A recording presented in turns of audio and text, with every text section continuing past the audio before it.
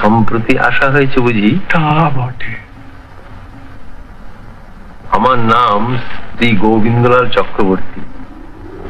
এই গ্রামেই আমি শিক্ষকতা করি। আজ 20 বছর এইখানেই আছি। নমস্কার। তা সন্ধ্যেবেলা সাহাবাড়ির এই ঘাটে এসে বসাটা তো না না না ঠিক তা নয়।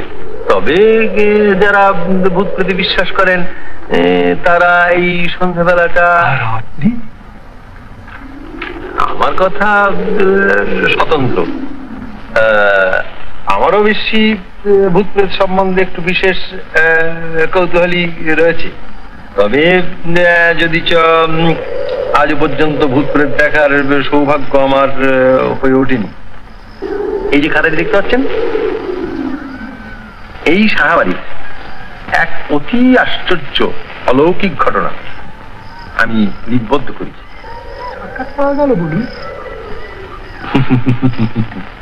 আগে হ্যাঁ, গুণের কদর কজন বোঝে বলুন? বলে সব গাঁজাখুরি। বলে মাস্টার অনেকে ভূতে পেয়েছে।